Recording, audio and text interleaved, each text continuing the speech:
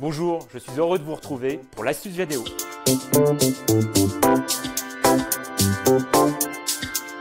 Chaque jour, des centaines de recruteurs utilisent la plateforme Viadeo pour trouver de nouveaux talents. Aujourd'hui, vous êtes nombreux à nous demander comment je peux faire pour être le plus visible possible auprès de ces recruteurs. C'est très simple et je vais vous donner une petite astuce. Il vous suffit d'aller sur votre profil, d'éditer votre profil pour voir apparaître sur la colonne de droite une petite case à cocher qui s'appelle « Être visible des recruteurs ». À partir du moment où vous cochez cette case, instantanément, votre profil, toutes ces informations-là sont visibles dans les outils réservés aux entreprises.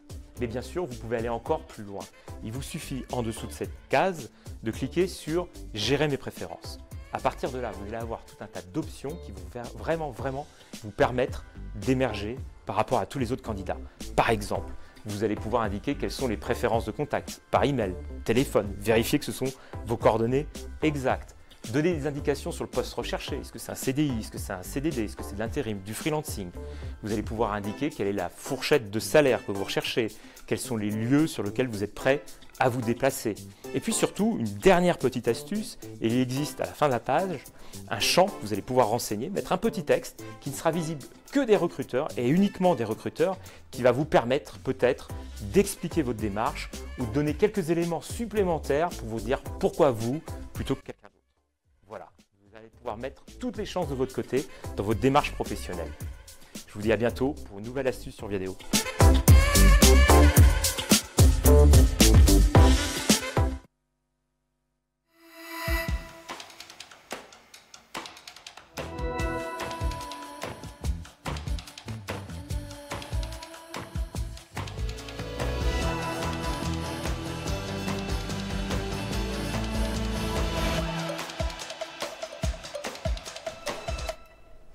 Bonjour et bienvenue à tous, bienvenue pour cette 6e édition déjà des French Talents, l'émission qui chaque semaine met en lumière les talents de nos régions.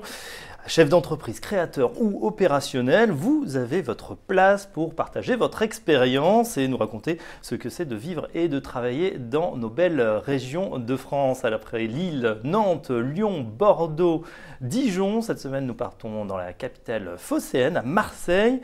On va aller chercher un peu de soleil et même un peu de voyage puisque nous sommes sur le plateau avec Virginie Gentil. Bonjour Virginie. Bonjour. Vous êtes la fondatrice de Be4Go, c'est une plateforme communautaire qui met les agences de voyage à l'honneur et vous allez tout nous dire sur cette création, cette start-up qui vient de démarrer et qui va nous apporter un peu de soleil. Tiens, allez, il faut déjà préparer vos vacances. Avec nous également en plateau, on reçoit Elodie Franco-Dacruz. Bonjour Elodie. Bonjour. Chargée d'études de Viadeo, vous nous direz tout, Elodie, sur l'attractivité de la ville de Marseille auprès des Français. Comment est-elle perçue cette ville de Marseille? Quelles sont les entreprises où il fait bon travailler? Vous avez votre top 3, c'est-à-dire les entreprises les mieux notées sur le réseau Viadeo. Et puis n'oubliez pas que cette émission est interactive, vous pouvez la suivre, on est en direct. N'hésitez pas à poser toutes vos questions à notre invité et puis à retweeter, bref, à être actif. On démarre avec vous, Virginie, donc fondatrice de Be4Go. On va parler voyage, puisque le voyage, ça vous connaît. Vous avez fait toute votre carrière, ça fait presque 20 ans. Et vous êtes parti d'un constat pour créer ce nouveau concept Be4Go. On passe beaucoup de temps sur Internet pour préparer son voyage. On n'a pas forcément de garantie de résultat. Vous avez peut-être la solution. Exactement. Alors Be4Go.com est une plateforme qui est donc récente et qui permet en fait de préparer son voyage, ses vacances en toute facilité. En fait, on a voulu répondre à deux problématiques. Une première problématique, celle des voyageurs qui vont sur Internet. On est 90% à aller sur Internet à préparer son voyage. Et donc du coup, on perd forcément du temps. En tout cas, on n'est pas forcément assuré de trouver la bonne solution, le bon voyage qui nous correspond. Et on fait en moyenne plus de 38 sites et on prépare environ 45 jours pour arriver effectivement à ses fins. Donc, c'est pas forcément toujours évident. Donc, on peut perdre du temps, de l'énergie et puis finalement être au final peut-être déçu parce qu'on avait prévu. Et vous dites, voilà, mais c'est dommage parce qu'il y a des professionnels qui font ça, ce sont les agences de voyage. Exactement. Alors attention, première question, les agences de voyage, on les croyait mortes et enterrées avec le digital. on peut encore leur faire confiance, il faut encore aller les voir? À 100%, même 200. Parce que l'avantage que vous avez, c'est effectivement quand vous prenez un voyage qui compte pour vous, vous attendez ça toute l'année, vous n'êtes pas forcément expert d'une destination, vous avez envie, vous rêvez d'aller dans une destination en particulier. Et c'est vrai que d'avoir affaire à des experts, des professionnels, agences de voyage, c'est important pour vous parce qu'elles vont vous donner les bonnes clés, les bons conseils. Et donc du coup, Before permet justement de trouver les bons experts pour pouvoir poser les questions, rentrer en contact avec elles et éventuellement aller les voir directement puisqu'elles sont pignon sur rue pour la plupart. Donc c'est très important. Alors justement, vous avez créé Before donc alors juste à côté de Marseille, à Aix, parce qu'on ne sait peut-être pas, mais il y a un gros pôle justement travel tech à Aix-Marseille. Exactement. À Aix-Marseille, c'est quand même la métropole Aix-Marseille qui est très dynamique, surtout ces derniers mois. Il y a une volonté des territoires de pouvoir développer cette fonction donc, du tourisme, d'aller chercher évidemment des solutions pour les voyageurs, que ce soit en incoming ou outgoing. Et il y a eu des commissions, et notamment une commission qui a été créée récemment, qui est la commission French Tech Tourisme. Donc avec Aix-Marseille French Tech. Donc il y a une vraie volonté du territoire et des politiques et des privés et des publics d'aller dynamiser ça et de trouver des solutions pour les voyageurs. Oui, pourquoi justement? Parce que la zone géographique elle-même est très dynamique en termes de tourisme. Elle attire énormément de gens, de plus en plus chaque année. C'est une des plus grosses régions de France en fait en termes de visiteurs et on veut vraiment développer cette activité et donner des solutions adéquates. Alors, quels vont être les atouts de Before si on résume? Ce n'est pas juste un site, vous proposez finalement le tout en un. C'est à la fois un guide de voyage, on trouve également un blog du voyageur, on va voir quelques images là, des voyages extraordinaires qu'on peut préparer avec vous, un moteur de recherche par critères, une agence de voyage donc par spécialité, suivant la destination, et puis enfin, on trouve aussi une boutique avec des services. Exactement. L'avantage en fait de Before c'est qu'on veut éviter aux voyageurs d'être obligés, même si c'est un plaisir de préparer son voyage, d'aller sur énormément de sites. On veut pouvoir lui donner l'opportunité de trouver tout ce qu'il souhaite, de l'inspiration, un blog du voyageur qui va permettre d'avoir nos articles avec des destinations mises à l'honneur, mais aussi des retours de voyageurs qui vont donner leur avis sur le côté constructif de ce qu'ils ont aimé dans une destination, la rencontre avec la population, etc. Donc ça va inspirer les autres voyageurs. En même temps, il y a le côté partage, on est vraiment dans cette ère de partage aujourd'hui. Et donc on a ce côté inspiration, on a aussi les informations précises, concrètes avec les guides pays que l'on commence à mettre. Donc on a mis des sélections et un choix de destinations. On a mis l'Australie par exemple, l'île Maurice, la République dominicaine, enfin des destinations qui sont plutôt long courrier parce qu'effectivement il y a beaucoup d'informations et besoin d'informations sur ces destinations-là. Et on a aussi, et c'est important, mis en place un algorithme qui permet d'être un moteur de recherche, de trouver en quelques clics l'agence qui correspond à son projet du moment. Voilà, c'est ça la valeur ajoutée. C'est ça la valeur ajoutée. On a compris, on n'est pas sur le petit week-end qu'on va faire voilà, une destination européenne, c'est vraiment le gros projet, le gros voyage de l'année qu'on est en train d'organiser. Et là, on va pouvoir, racontez-nous étape par étape comment ça marche. Donc, on a un projet, on veut par exemple, vous Elodie, vous partez bientôt? Peut-être cet été. Par exemple, moi, j'ai fait une petite recherche hier sur Before et j'ai commencé à réaliser un devis pour aller à Cuba. Du coup, j'ai pas fini de compléter mon truc, mais du coup, comment ça Donc, première étape, on met son projet, on met ses destinations, ce qu'on veut faire à peu près dans les grandes lignes, le nombre de jours. Alors, en fait, ça dépend de la maturité de son projet, de ce qu'on a envie, quand est-ce qu'on veut partir, est-ce qu'on est prêt à partir demain, est-ce que c'est dans 6 mois, etc. Donc, du coup, il y a plusieurs profils utilisateurs. Là, par exemple, pour le profil que vous venez d'indiquer, c'est-à-dire on fait une demande de devis, il y a la possibilité effectivement de commencer à remplir son devis. Si pour une raison ou une autre, on n'est pas disposé à finir, on arrête et on peut le reprendre. Ou alors d'aller jusqu'au bout. Et dans ces cas-là, ce devis, à partir du moment où vous avez mis par exemple notamment les destinations, vous allez pouvoir l'envoyer, donc nous, on va l'envoyer aux agences de voyage qui correspondent au profil. Donc on va l'envoyer à une sélection d'agences que l'on a mis en amont, qui sont partenaires et qui sont référencés sur la plateforme.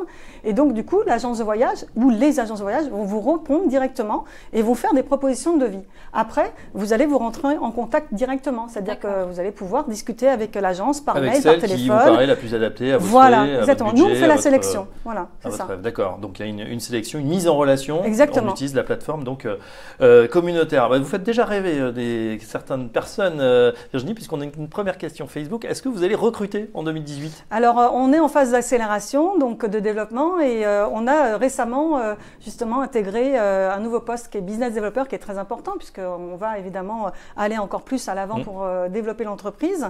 Et évidemment, bien sûr, l'idée c'est d'embaucher. Ce qu'on souhaiterait embaucher, c'est de la communication, des services communication, services commercial, enfin toute la partie évidemment qui va permettre de développer l'entreprise. Et bien sûr, on a toujours un partenariat actuellement avec une agence web depuis le début qui est partenaire vraiment resserrer l'écran avec eux. Donc du coup, ils vont pouvoir nous aider aussi, mais on aura certainement besoin aussi de développeurs. Donc on est sur le digital, donc on a besoin évidemment d'aller vite et d'aller dans l'innovation. Ben voilà, donc Sandra, n'hésitez pas à contacter Virginie directement sur Viadeo. Le profil, on l'a vérifié, est à jour.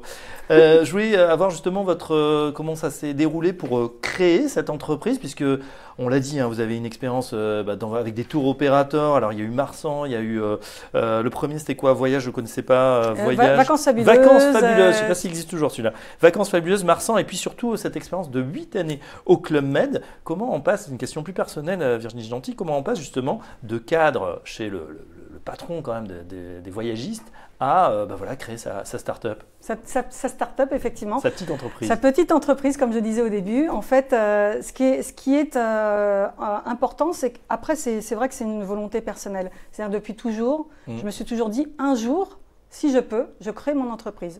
C'est vraiment une volonté, une envie d'être un peu un initiateur, de créer, d'être dans l'innovation et d'être un peu un chef d'orchestre et de pouvoir, autour de moi, créer une équipe qui travaille en collaboration. Comment on fait pour franchir le pas? Qu'est-ce qui était le déclencheur? En fait, le déclencheur, c'est qu'il y a des opportunités dans la vie. Ouais. Il se trouve qu'il y a une opportunité avec le Club Med qui était en réorganisation. Ouais. Je n'étais pas concernée par rapport à cette réorganisation, mais j'ai pu prendre cette opportunité. Vous avez dit, c'est le moment où je j'ai dit, c'est bon, c'est là.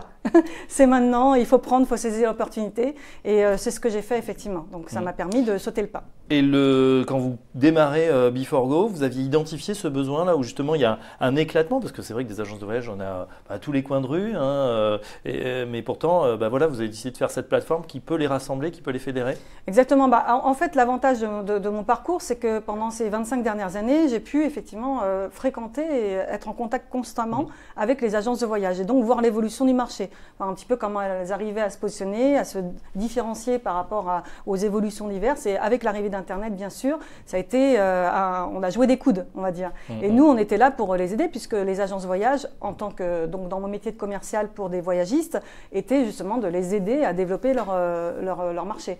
Donc, la problématique et la deuxième qui m'a fait prendre cette décision-là de Before-Go, c'est justement qu'elles avaient du mal à se différencier, en tout cas à être visibles par rapport à la toile. Ouais. C'est-à-dire que les agences de voyage boutique Pignon sur rue, même si elles ont, et heureusement elles sont de plus en plus dynamiques, donc même si elles ont un site, même si elles ont un Facebook, etc., il est important de savoir que la plupart des clients, maintenant 90% d'entre nous encore, vont sur la toile, et donc c'est là qu'ils sont. Ouais, c'est la porte d'entrée. C'est la porte d'entrée, okay. Voilà. Donc même s'il y a toujours autant de fréquentation, même si les agences de voyage ont leurs propres clients, il faut toujours aller chercher des parts de marché. Et l'avantage de Before-Go, c'est que justement, on est un porteur d'affaires innovant et on leur apporte une nouvelle clientèle qu'elle n'aurait pas si elle n'était pas sur la plateforme. Du coup, un mot, Virginie Gentil, du modèle économique de Before-Go, ça veut dire que vous êtes un porteur d'affaires pour ces agences. Comment ça va se passer? Voilà. C'est une fois que le voyage est livré, clé en main aux différents clients, que là, vous avez votre commission? Exactement, tout à fait, c'est simple. Bon. C'est-à-dire qu'on s'est adapté au marché. Au début, on avait un modèle économique qui n'était pas celui-ci. Là, on a su, en tant que start-up, et c'est ça qui est bien, c'est le côté agilité, on a pivoté et on propose donc justement un nouveau système qui est un système à la commission, donc uniquement la performance. C'est-à-dire que les agences de voyage, en plus de bénéficier d'un apporteur d'affaires, elles vont pouvoir être visibles et avoir un référencement sur une plateforme qui est dynamique et qui communique énormément. Donc si je comprends bien, ça veut dire que ça ne leur coûte rien aux agences de se référencer auprès de vous. Exactement. Au pire, ce qu'elles peuvent avoir, c'est plusieurs demandes, plusieurs leads, contacts, voilà, peut-être le voyage d'Élodie qui va tomber pour l'une d'entre elles. Et puis ensuite, elle répond. Si ça marche, à ce moment-là, vous rentrez dans une relation de business. C'est ça, exactement. Très bien, écoutez, en tout cas, voilà pour cette première partie. On en sait un petit peu plus sur Before-Go. Tiens, on a une question Facebook, je vous la pose, ça fera la transition. Qu'est-ce que vous aimez le plus, le moins dans votre région? Marseille, on se dit, c'est vraiment fantastique de travailler là-bas, vous êtes tout le temps au soleil. On dit 400 jours de beau temps sur la Canebière. Est-ce que c'est vraiment vrai? Non, mais c'est vraiment vrai. C'est-à-dire que l'ensoleillement, en fait, c'est ce qui m'a fait aussi partir dans le sud. Étant d'origine italienne, j'avais besoin de plus en plus de soleil. Pendant des années, j'étais sur Paris. J'adore Paris. Mais c'est vrai que le sud de la la France, et notamment Aix-Marseille, c'est vraiment une région très belle, très riche. On est à côté de tout, on a la mer, on a la montagne. Au niveau transport, c'est excellent. Enfin, vraiment, on est vraiment très très bien placé. Et l'ensoleillement, la luminosité est importante. Et l'art de vivre aussi est important. Avec beaucoup de manifestations culturelles. Voilà, notamment. exactement. Par exemple, à Aix, on a le festival de jazz chaque année qui est international, qui est connu dans le monde entier. Il y a un rayonnement et en plus, c'est une ville notamment pour Aix, puisqu'on est basé à Aix, très dynamique, c'est-à-dire qu'on a à la fois des étudiants, beaucoup d'étudiants, on a à la fois des professions libérales, les commerçants qui sont très dynamiques avec des marchés, etc. On est vraiment dans l'art de vivre. Il y a des choses que vous n'aimez pas pour faire le pendant? Alors, on va dire que comme toute grande ville, par exemple pour Marseille, en termes de trafic, mais bon, ça c'est pareil à Paris, c'est pareil dans toutes les grandes villes, c'est le seul point un peu, voilà, mais c'est pareil pour tout le monde. Ouais, mais c'est en train mais de sinon, se, c'est de vraiment se une très belle ville restructurer, aussi. hein, la ville est en pleine transformation. Alors justement, tiens, on va parler de l'attractivité de la ville avec Élodie qui a préparé ses fiches. Marseille, est-ce que c'est une ville attractive pour les Français? Alors oui, comme on s'en doute un peu tous, comme toutes les villes du Sud, c'est une ville qui est attractive. Elle arrive d'ailleurs 8e du classement des villes préférées des cadres parisiens, réalisé chaque année par Cadre Emploi. Si on s'en tient à d'autres classements également, c'est une ville où il fait bon vivre, mais elle arrive tout de même derrière des villes du Sud comme Nice ou encore Montpellier. On en parlait tout à l'heure, bien sûr, Marseille, c'est une ville qui est plébiscitée pour son climat. Pour la petite info météo, Marseille a bénéficié en 2017 de plus de 117 jours de soleil, ce qui n'est pas négligeable. Et elle offre aussi un cadre de vie qui est assez idyllique avec plus de 57 km de mer, avec 24 km de calanque, ce qui est plutôt agréable à vivre au quotidien. Vous nous le confirmerez, je pense. Je confirme. Je confirme. En revanche, on peut quand même se demander du coup si c'est vraiment une ville où il fait bon travailler. Puisque voilà, même si on a un marché de l'emploi qui est très porté par le tourisme et qu'on a une très forte présence de l'industrie navale à Marseille, notamment grâce à la présence du port qui du coup est le premier port français pour tout ce qui concerne le fret, on a quand même un taux de chômage qui s'élève à 11,8%, ce qui fait 2 points de plus que pour la moyenne nationale. Et du coup, on se demande un petit peu si est-ce que Marseille, c'est pas plus une ville où il fait bon vivre que bon travailler. Par contre, on est quand même sur des tendances assez positives pour 2018, avec des recrutements de cadres qui s'élèvent à 15 000 pour cette année. Et pour le marché de l'emploi global, on est encore sur des tendances qui restent plutôt positives, avec plus de 29 000 recrutements prévus pour Marseille. Du coup, on est un peu sur un paradoxe pour la ville de Marseille, puisque on a d'un côté un cadre de vie très idyllique, et d'un côté, est-ce que vraiment on a les opportunités professionnelles présentes dans la ville. Ben voilà, en tout cas, il y a des startups qui arrivent et qui vont recruter, sachant que, alors c'est une spécificité quand même des startups, l'équipe est assez éclatée chez Biforgo. Alors en fait, c'est une volonté qui est en fait de fait, c'est-à-dire que nous, enfin, me concernant, je m'attache au talent. Je ne m'attache pas à la Ça tombe bien nous aussi dans cette voilà. émission. Mais c'est vrai en plus. Je ne m'attache pas à la localisation. Aujourd'hui, on est en mode start-up, donc on va chercher vraiment les personnes qui nous correspondent, qui correspondent aux besoins de l'entreprise. Donc on a effectivement Anna qui est du côté de Lyon, on a Gonzalo qui est du côté de Bordeaux, Fabien qui est du côté de Paris. Donc Gonzalo et Fabien sont nos associés, donc on est 3. Et du coup, effectivement, on a aussi sur Aix, Alexandre qui est sur Aix et Corinne qui est vraiment tout à côté, du côté de Sausset, donc carrément au bord de mer. Donc on est vraiment, et la volonté c'est bien sûr de se voir régulièrement, de s'entendre. Comment vous faites justement, parce que c'est vrai que même dans les équipes, le télétravail est en train de se répandre, mais quand on est comme ça aux 4 coins de la France, pratiquement, est-ce que vous faites des réunions, comment ça se passe, une fois par mois, une fois par semaine, vous essayez de vous voir? C'est très simple, déjà on s'appelle pratiquement quotidiennement, on se fait aussi des Skype, on se fait voilà, des conférences, des visios, et puis on s'appelle au moins une fois par semaine avec mes 2 associés pour faire le point, pour avancer tout simplement. Donc on garde le contact constamment et puis évidemment on va organiser régulièrement aussi des rencontres ensemble. Ouais, ce que vous nous dites donc c'est que c'est pas un frein finalement aujourd'hui dans les entreprises modernes, voilà, on est avec les différents outils numériques et on peut communiquer, faire avancer une entreprise voilà, même si les gens ne sont pas physiquement ensemble. Complètement, et c'est vraiment une philosophie aujourd'hui, enfin moi j'ai toujours eu cet état d'esprit, je me dis mais pourquoi on ne développe pas assez en France le télétravail ? Enfin, je veux dire, à partir du moment où la personne qui travaille dans l'entreprise est bien, elle va être forcément plus productive. Et l'entreprise elle-même, ça lui évite, en plus des coûts supplémentaires, d'avoir des bureaux à rallonge. Voilà, des bureaux, du transport, surtout quand c'est un petit peu bloqué, comme ces derniers jours. Ça peut être intéressant. Exactement. Donc, du coup, c'est vrai que je pense qu'il faudrait qu'on développe encore plus le télétravail en France. Maintenant, après, c'est une volonté personnelle, mais ça n'est pas un frein pour moi. Je pense que l'appel est lancé. En tout cas, on aura compris pour tous ceux qui souhaitent vous rejoindre, qui n'ont pas forcément besoin de se délocaliser. Ils peuvent continuer à travailler de chez eux. Élodie, la ville de Marseille, on en a parlé, donc attractive, on l'a compris. Voilà. Maintenant, quelles sont les entreprises les mieux notées sur le réseau Viadeo? On rappelle comment vous établissez ce classement. Alors, en fait, c'est les salariés qui travaillent dans les entreprises qui sont invités à noter les entreprises dans lesquelles ils ont travaillé sur Viadeo. Du coup, pour la ville de Marseille, on a plus de 450 entreprises qui sont notées. Les 3 secteurs les plus représentés sont les services pour les sociétés, la pub et le marketing et l'informatique. Et on retrouve encore une fois, comme pour les villes précédentes, à la fois des TPE, des PME et des grandes entreprises. Du coup, pour la première entreprise la mieux notée sur Viadeo, on retrouve en 3e position Haribo. Du coup, voilà, on ne vous présente plus le géant du bonbon, qui a été créé pour la petite histoire en 1920 par Hans Riegel. En fait, Haribo est né du coup dans une arrière-cour. Et il n'avait pour seul capital de départ un sac de sucre et un chaudron de cuivre. Du coup, aujourd'hui, Haribo emploie plus de 7500 personnes dans le monde, dont 750 en France. Ils produisent plus de 50 000 tonnes de bonbons dans leurs usines françaises, à Marseille et à Uzès, du coup.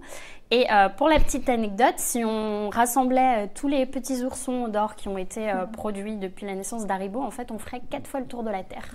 Ouais, c'est pas mal pour les grands et les petits. Donc, c'est vrai déjà Haribo qui arrive et qui est plutôt bien noté. Les Tout gens à sont fait. plutôt contents. Ils bénéficient d'un capital sympathie très important auprès de leurs clients. Et effectivement, l'usine est à Uzès, juste à côté d'Aix-Marseille. La deuxième entreprise. Alors, la deuxième entreprise la mieux notée, c'est Virtual Expo, qui a été créée par Corentin Tircelin, qui est un ingénieur d'études. En fait, il est parti du constat qu'il avait du mal à trouver des nouveaux fournisseurs industriels. Du coup, il a eu l'idée de créer en fait une plateforme d'exposition online qui est consacrée en fait aux professionnels d'un secteur en quête de nouveaux produits. Du coup, aujourd'hui, la plateforme accueille chaque mois plus de 9 millions de visiteurs et on a pas moins d'1 million de produits qui sont exposés sur la plateforme. Un Virtual Expo donc à découvrir et entreprise où il fait également bon travailler. Elle est basée où, vous savez, Marseille, centre je ne sais plus exactement, mais en tout cas, on est à Marseille. Voilà. Et la première, donc sur la première marche du podium, qui retrouve-t-on? Alors, on retrouve Richardson, qui du coup est à l'origine une entreprise familiale qui a été créée en 1855 par Charles Francis Green Richardson. Un nom un petit peu long. Elle a été fondée également dans le but de répondre à la demande de produits métallurgiques d'une clientèle navale. Et rapidement, en fait, l'offre a évolué en direction des professionnels, mais aussi des particuliers. Aujourd'hui, Richardson emploie plus de 1750 collaborateurs et c'est aujourd'hui le leader de la distribution de salles de bain, de chauffage, climatisation, tout ça. Voilà, et en tout cas, on les salue puisque c'est l'entreprise qui est la mieux notée sur le réseau Viadeo. Au côté entreprise, justement, pour votre développement, est-ce que vous avez été, Virginie Agenti, accompagnée dans cette aventure Before-Go? Vous avez bénéficié d'un incubateur, d'un accélérateur. Comment ça s'est passé? Alors complètement, comment ça se passe, je pense que pour créer son entreprise, il est important de ne pas rester seul dans son coin parce que ça permet d'avoir un regard extérieur et puis un accompagnement, évidemment, pour moi, essentiel. Donc en fait, on a 2 incubateurs qui nous ont accompagnés, qui continuent à nous accompagner. C'est le réseau des premières, donc anciennement les pionnières, qui est un réseau pour accompagner les entreprises et startups innovantes au féminin ou équipe mixte. D'entrepreneuses. Voilà, d'entrepreneuses, exactement. Et du coup, c'est vrai que c'est vraiment intéressant. En tout cas, moi, ça m'a bien aidé au début puisque ça m'a permis d'avoir des rendez-vous, par exemple, d'experts avec avocats, comptables, etc. Quand on est dans le montage de la création d'entreprise, c'est important. Et on a ensuite le suivi avec des rendez-vous individuels. Donc, on est vraiment dans la bienveillance et dans l'envie de faire avancer la start-up. Donc ça, c'est vraiment un accompagnement intéressant pour les Du coup, pionniers. il y a d'autres startups là, avec qui vous avez sympathisé, avec qui peut-être vous allez faire du business, qui sont en train d'avancer, des entrepreneuses comme vous Alors oui, on est en cartonnent. contact, oui, parce qu'on se voit régulièrement, on se contacte régulièrement, on s'encourage régulièrement. Donc oui, bien sûr, on a vraiment des contacts réguliers puisqu'on fait des ateliers aussi ensemble. Oui, on garde contact, donc ça c'est bien, on s'encourage. Voilà. Est-ce que, tiens, une question subsidiaire, est-ce qu'il y a une façon justement, on parlait des pionnières et des premières désormais, est-ce qu'il y a une façon d'entreprendre différente quand on est femme, entreprendre au féminin? En fait, ce qui est intéressant, c'est que quand on est dans ce type d'accompagnement un peu thématisé, c'est que justement, ça va nous permettre d'avoir des clés qu'on n'aurait pas eues si on était dans un incubateur, on va dire, généraliste. Donc par exemple, elles ont pu me conseiller sur un fonds que je ne connaissais pas quand il s'agissait de garantir les prêts et donc les financements d'un fonds qui s'appelle le FGIF.